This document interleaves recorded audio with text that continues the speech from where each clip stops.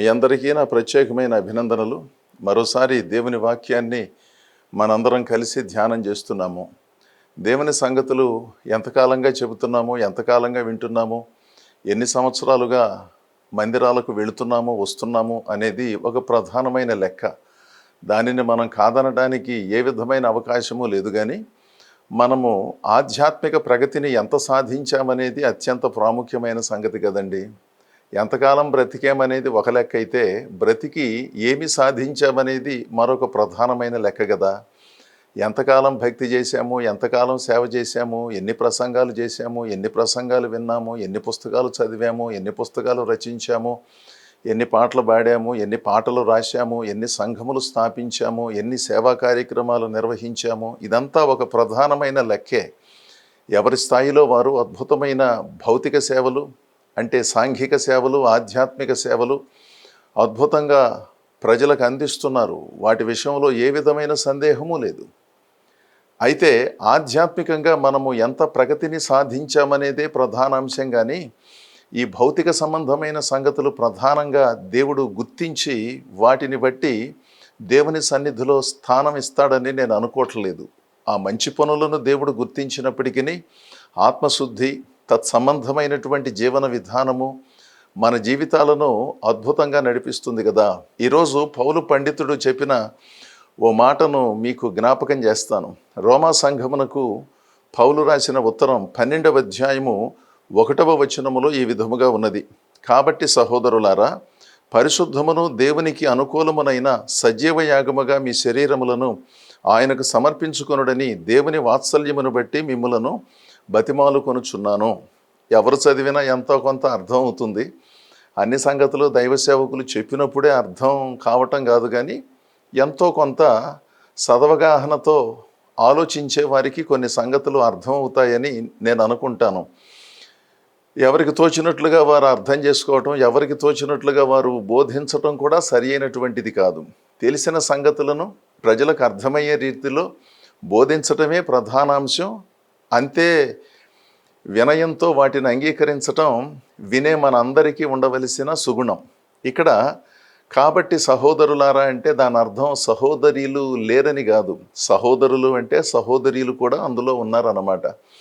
ఆయా దేశాలు, ఆయా సంస్కృతి, ఆయా పద్ధతులను బట్టి పురుషులను సంబోధించటం అలవాటుగా మారింది. అందులో స్త్రీలు ఉన్నారనే భావనను గుర్తించాలి.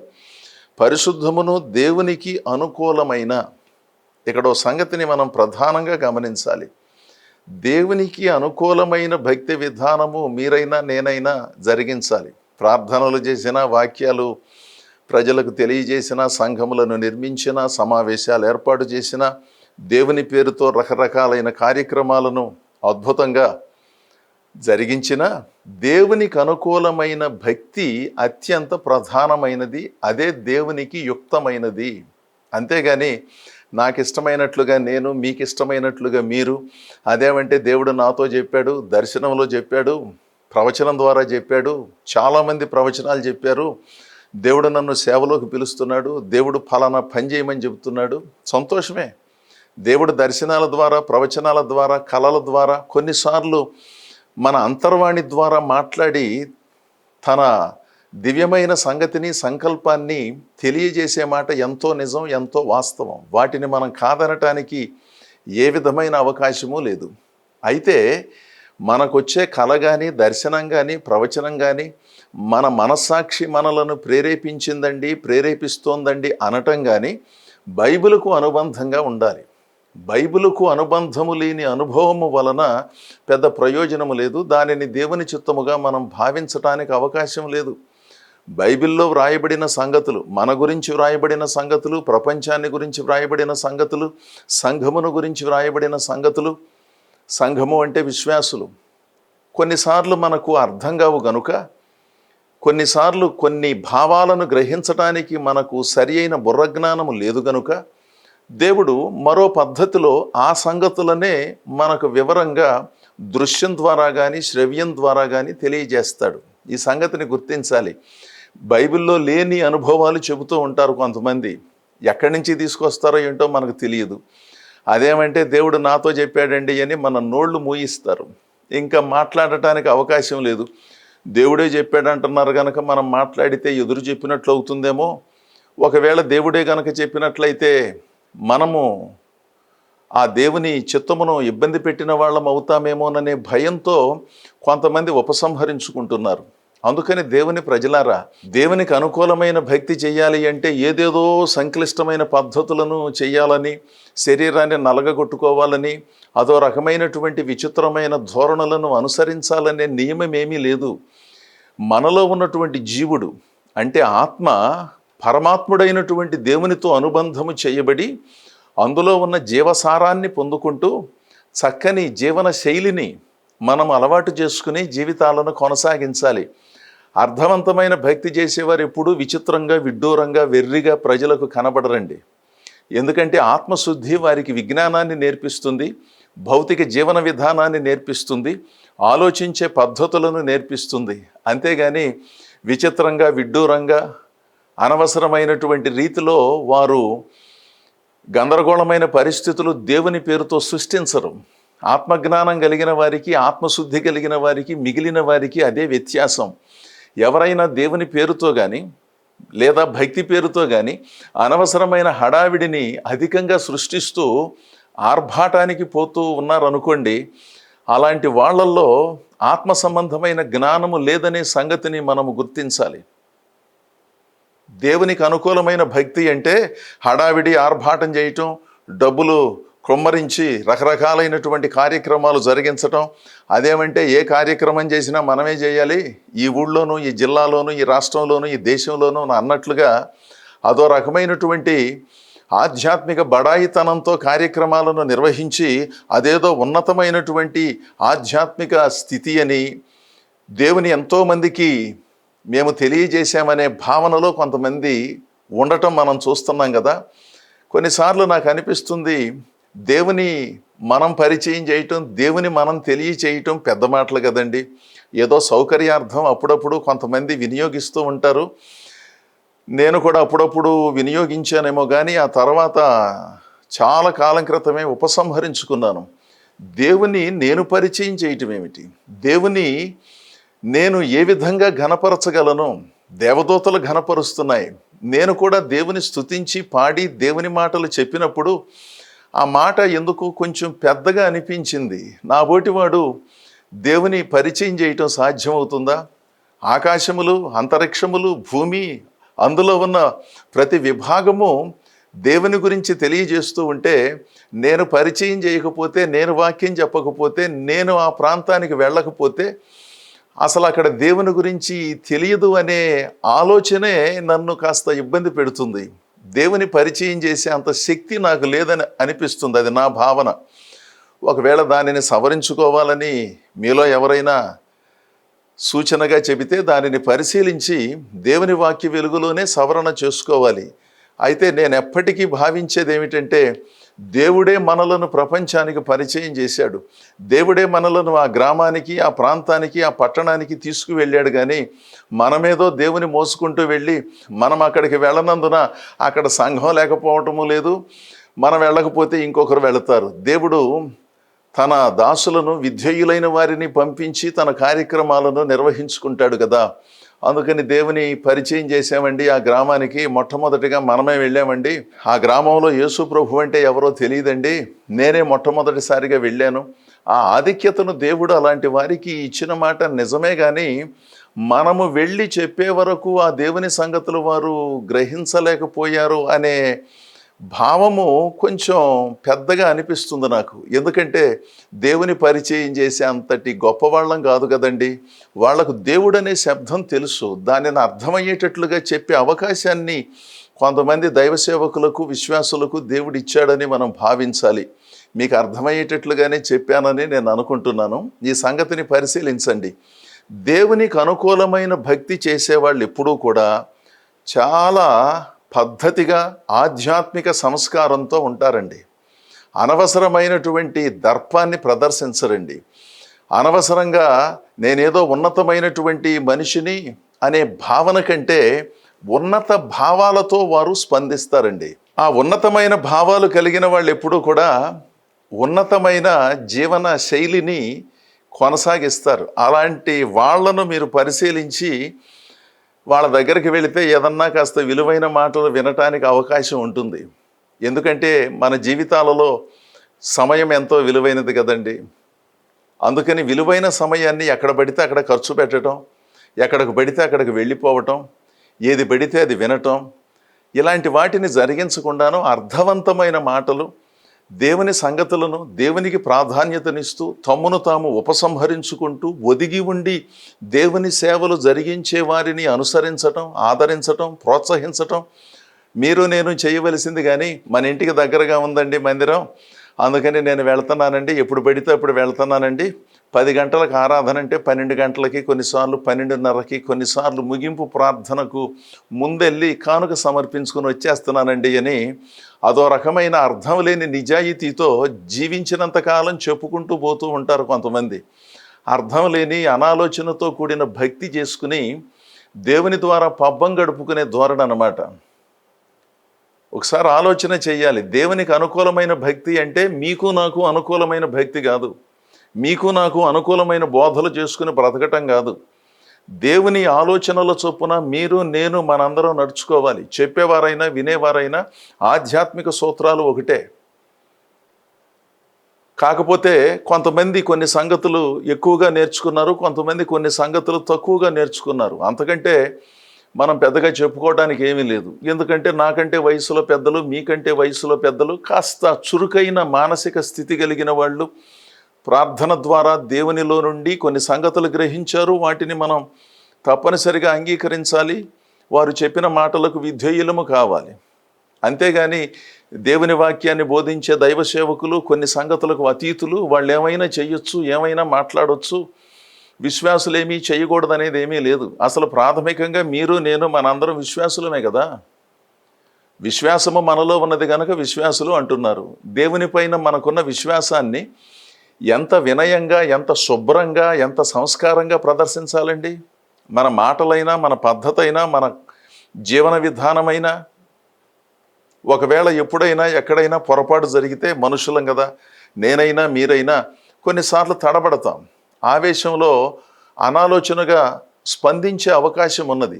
మన మనుషులమనే సంగతిని అలాంటి సంగతులు జ్ఞాపకం చేస్తాయి. ఎవరైనా సదవగాహనతో, పెద్ద మనసుతో తల్లిదండ్రులు కానీ, దైవ సేవకులు కానీ, తోటి మిత్రులు కానీ సూచించినప్పుడు నేను దానిని గమనించలేదు, ఏంటో ఆ సమయంలో కాస్త ఆవేశానికి లోనయ్యాను, అలా మాట్లాడకుండా ఉండవలసినది అని సర్దుబాటు చేసుకుని, సవరణ చేసుకుని దేవుని సన్నిధిలో సమర్పించుకోవాలి. కానీ నేను చాలా కాలంగా ప్రభుని సేవిస్తున్నాను కనుక నేనేమైనా చేస్తాను, ఏమైనా అంటాను అంటే ఎలాగూ? ఈ సంగతి మీకు నాకు అందరికీ వర్తిస్తుంది. దేవునికి అనుకూలమైన సజీవ యాగముగా మీ శరీరములను ఆయనకు సమర్పించుకొనుడని దేవుని వాత్సల్యమును బట్టి మిమ్ములను బ్రతిమలాడుకొనుచున్నాను అంటున్నాడు. అంటే కొంచెం భక్తిని భక్తి సూత్రాలతో చేయండి అర్రా.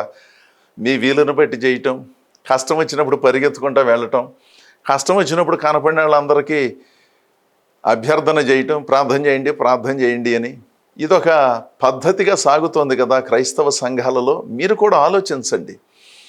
ప్రభు అయిన యేసుక్రీస్తును మనము సేవించటము అంటే ఆత్మారాధనం జరిగించటం అని అర్థం. మీకున్న సమస్యల కొరకు మీరే ప్రార్థించుకునే అవకాశం ఉన్నది. మీరు వెళ్ళే సంఘములో ఉన్న దైవ సేవకులు ప్రార్థన చేస్తారు, లేదా సంఘములో ఉన్న విశ్వాసులు ప్రార్థన చేస్తారు. కొన్ని సమస్యలకు మన సంఘం ప్రార్థన చేస్తే సరిపోతుంది. కొన్ని సమస్యలకు మీ కుటుంబం అంతా కూర్చొని ప్రార్థన చేస్తే సరిపోతుంది. ఇక ఏ నెంబర్ కనపడితే ఆ నెంబర్కు ఫోన్ చేసి ప్రార్థన చేయండి అని అన్నిసార్లు అడగనక్కర్లేదు. సమస్య స్థాయిని బట్టి ప్రార్థన సహకారాన్ని మనం కోరాలి కదా. ఉదాహరణకు చిన్న తలనొప్పి వచ్చింది, మామూలుగా రాత్రి సరిగా నిద్రలేనందున కానీ, ఆ ఋతువులు మారినప్పుడు చలిగాలులు పడనందున కానీ అప్పుడప్పుడు అలాంటివి రావటం సహజం. అవి మనలను బాధించే మాట నిజం. మీ దైవదాసులకు ఫోన్ చేసి ప్రార్థన చేయించుకోవచ్చు, లేదా మీరు వెళ్ళి ప్రార్థన చేయించుకోవచ్చు. మీరు కూడా ప్రార్థన చేయొచ్చు. ఒక సామాన్యమైన తలనొప్పి కోసం ఎంతమంది ప్రార్థన చేయాలని అలాంటి వాళ్ళు అనుకుంటారు చెప్పండి ఒకసారి. ఒకవేళ అది నా తలలో ఏదో సమస్య ఉందండి, దానివల్ల తీవ్రమైన తలనొప్పి వస్తుంది అని అన్నారు అనుకోండి, దానికి ఒక అర్థం ఉంది. దాని గురించి మనం మాట్లాడనక్కర్లేదు.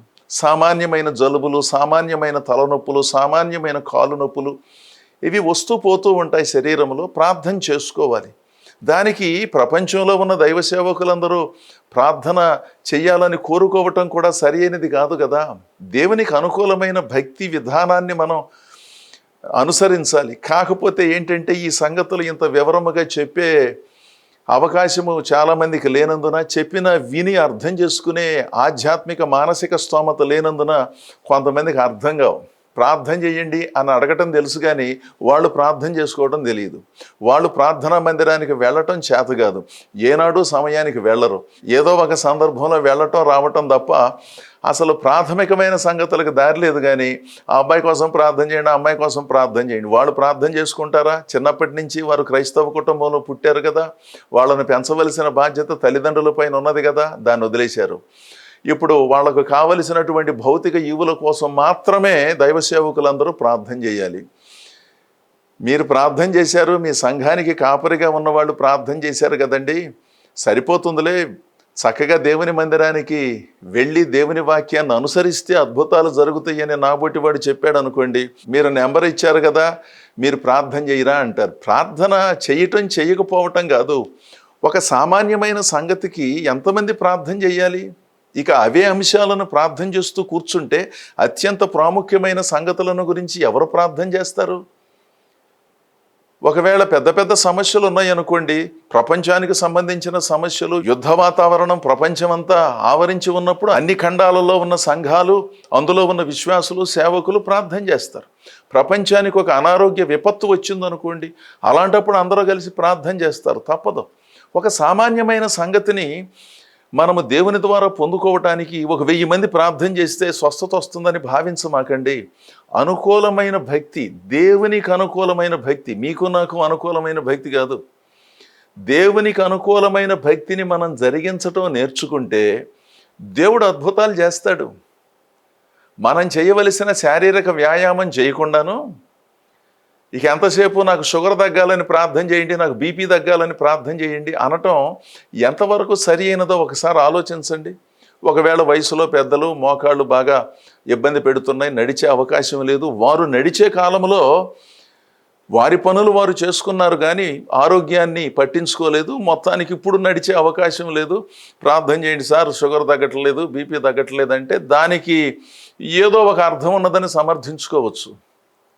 కాస్త శారీరక వ్యాయామం చేయండి, ఆహార నియంత్రణ చేసుకోండి అని వైద్యులు చెప్పినప్పటికీ బద్ధకంతో వాటినన్నిటినీ చేయకుండా, పథ్యం పాటించకుండా రకరకాలైన అనారోగ్యాలు తెచ్చుకొని కనబడిన వాళ్ళందరినీ నా కోసం ప్రార్థన చేయండి అంటే ఒకసారి ఆలోచన చేయాలి. ప్రార్థన చేస్తారు, దేవుడు అద్భుతం చేస్తాడు. అదేమంటే కొంతమంది అంటారు దేవునికి అసాధ్యమైనది ఏమైనా ఉన్నదా? ఎలాంటప్పుడే దేవునికి అసాధ్యమైనది ఏమైనా ఉన్నదా అనే వాక్యం జ్ఞాపకానికి వస్తుందా? మన బాధ్యత మనకు గుర్తురాదా? పొలం వెళుతున్నాము, పని చేసుకుని వస్తున్నాము, ఉద్యోగానికి వెళ్తున్నాము, అక్కడ చక్కగా పనులు చేసుకుని వస్తున్నాము, మనకు అత్యంత ప్రాముఖ్యమైన ఆరోగ్యాన్ని పట్టించుకునే ఆలోచన లేకుండాను ప్రార్థన చేస్తే సరిపోతుంది, ఈయనెవరో టీవీలో చెబుతున్నారు, నెంబర్ ఏదో ఉంది రాసుకుని నా కోసం ప్రార్థన చేయండి అంటారు. చెప్పే వాక్యాన్ని వినే ఓపిక లేదు. ఎన్నో వ్యయ ప్రయాసలకు వచ్చి సమయాన్ని, సామర్థ్యాన్ని, సొమ్ములను ఖర్చు చేస్తే ఈ కార్యక్రమం మీ ముందుకు వస్తుంది తెలుసా? అసలు ఏం చెబుతున్నారో శ్రద్ధగా విందాం, విన్న తర్వాత వారితో మాట్లాడదామనే శ్రద్ధ ఎంతమందికి ఉందండి? ఒకసారి ఈ సంగతులను మనందరం ఆలోచన చెయ్యాలి. ప్రార్థన కొరకు ఫోన్ చేయొద్దు అని నేను అనట్లేదు. ఒకసారి ఆలోచించండి ఈ సంగతులు. మనం ప్రార్థన చేస్తున్నామా? మనం ప్రార్థనా మందిరానికి క్రమంగా వెళుతున్నామా? మనం బైబిల్ చదువుతున్నామా? రోజు మనం చేయవలసిన శారీరక కనీస వ్యాయామం మనం చేస్తున్నామా? అసలు అవేమీ చేయకుండాను మీరు ప్రార్థన చేయరా? ఫోన్ నెంబర్ కనపడింది మీకు ఫోన్ చేశాము. ప్రార్థన చెయ్యరని ఎవరన్నారు? అసలు మీరు ప్రార్థన చేయరా? మీరు ప్రార్థనా మందిరానికి వెళ్ళరా? మీరు చేయవలసిన బాధ్యతను మీరు జరిగించరా? అది కూడా ప్రశ్నించడానికి అర్హమైన అంశాలే కదా. అలాంటి వారికి కొత్తగా ప్రభువుని విశ్వసించారు, వారికంటే తెలియదు కనుక మనం కాస్త అవగాహనతో వారితో మాట్లాడాలి. కొన్ని దశాబ్దాలుగా విశ్వాసులుగా ఉన్నటువంటి కొంతమంది ఎందుకు అలా ఆలోచిస్తున్నారో పరిశీలించవలసినదిగా నేను మిమ్మల్ని కోరుతున్నాను. 19వ కీర్తన 14వ చరణం నేను చదువుతున్నాను. యెహోవా నా ఆశ్రయ దుర్గమా, నా విమోచకుడా, నా నోటి మాటలను నా హృదయ ధ్యానమును నీ దృష్టికి అంగీకారములగునుగాక. చాలా చక్కగా భక్తుడైన దావీదు తన అభిప్రాయాన్ని వ్యక్తం చేశాడు. చూడండి, నా నోటి మాటలను నా హృదయ ధ్యానము నీ దృష్టికి అంగీకారంగా ఉండాలి. నోటి మాటలు అంటే నేను మాట్లాడుతున్నాను, మీరు వింటున్నారు. మీలో కొంతమంది మాట్లాడుతూనే ఉంటారు. అది వేరే విషయం, అది వాళ్ళ వ్యక్తిగతమైన సంగతి. నా నోటి మాటలు నా హృదయ ధ్యానము. నోటి మాటలు అంటే మన భౌతిక ప్రవర్తన, హృదయ ధ్యానము అంటే అంతరంగ పవిత్రత. ఇక్కడ భక్తుడు చెబుతున్నాడు, నీ దృష్టికి అంగీకారములగునుగాక అంటున్నాడు దావీదు. ఎంత గొప్ప ఆలోచన అండి. ప్రజల దృష్టికి అంగీకారం అగునుగాక, తల్లిదండ్రుల దృష్టికి అంగీకారం అగునుగాక, ఉపాధ్యాయుల దృష్టికి, పెద్దల దృష్టికి అంగీకారం అగునుగాక అనే భావన కాదు.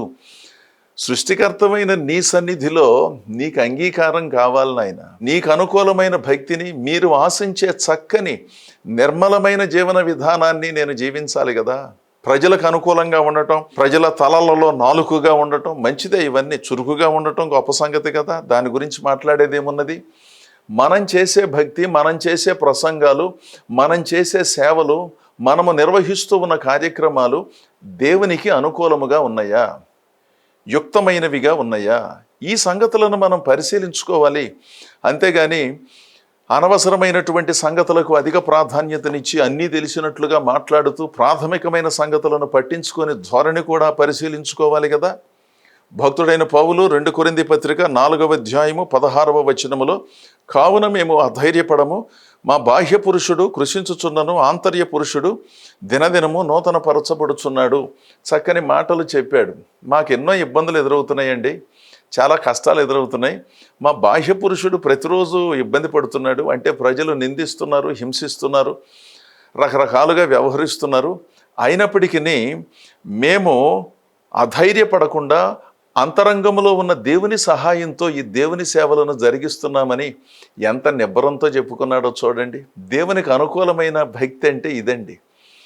ప్రతికూలతలు రాగానే, చిన్న చిన్న కష్టాలు రాగానే, నాకెందుకు కష్టాలు వచ్చినాయి, దేవుడు ఎందుకు ఈ కష్టాలను అనుమతించాడు, అసలు దేవుడు అనేవాడు ఉంటే ఇదెందుకు జరగాలి అని కొంతమంది చిన్నపిల్లలు, యవనస్తులు, పెద్దవాళ్ళు, వాళ్ళేదో దేవుని కొరకు మహాత్యాగం చేసినట్లు, దేవుడు వాళ్ళ కొరకు ఏమీ చెయ్యనట్లుగా భావించి మందిరాలకు వెళ్ళటం మానేస్తారు, ప్రార్థన చేయటం మానేస్తారు. అదేమంటే నేను చాలా అసంతృప్తిగా ఉన్నానండి అంటారు. వీరు సంతృప్తికరమైన భక్తిని జీవితంలో ఏనాడు ఎన్నడూ వాళ్ళల్లో చాలామంది జరిగించకపోయినా దేవుడేదో చెయ్యలేదు అనే స్థితిలో స్పందిస్తూ ఉంటారు. భక్తుడైన పౌలు మహా గొప్పవాడు కదా. మా బాహ్య పురుషుడు కృషిస్తున్నాడు అంటే ఈ శరీరానికి ఎన్నో ఇబ్బందులు ఎదురవుతున్నాయి, అయినా వాటిని పెద్దగా పట్టించుకోకుండాను దేవునికి అనుకూలమైన భక్తికే ప్రాధాన్యతనిచ్చాము. అంతేగాని అనవసరమైన సంగతుల చుట్టూ తిరిగి ఈ భౌతిక సంబంధమైన వాటిని సంపాదించుకోవటానికే మేము ప్రార్థనలు, విజ్ఞాపనలు చేస్తూ కాలక్షేపం చేయకుండాను దేవుని సేవకు సిద్ధం చేస్తున్నామని చెప్పాడు. మరలా తిరిగి మనం రోమాపత్రిక 12వ అధ్యాయం 1వ వచనం చివరి భాగాన్ని పరిశీలించినప్పుడు, ఇట్టి సేవ మీకు యుక్తమైనది, ఇలాంటి భక్తి మీకు యుక్తమైనది. అంతేగాని మనకు తోచిన భక్తి, మనకిష్టమైన భక్తి దేవునికి ఇష్టమవుతుందని భావించకుండాను దేవునికి అనుకూలమైన ఆధ్యాత్మిక జీవన విధానంతో, దేవుడు అనుగ్రహించిన చక్కని ఆలోచనతో దేవునికి ఆమోదయోగ్యమైన భక్తిని జరిగిస్తూ ముందుకు సాగినప్పుడు భౌతిక స్వస్థతలు, ఆధ్యాత్మిక చైతన్యాన్ని ప్రభు మనకు అనుగ్రహిస్తాడు. దేవుడు మిమ్మలను, మీ కుటుంబాలను బహుగా దీవించునుగాక. ఆమెన్.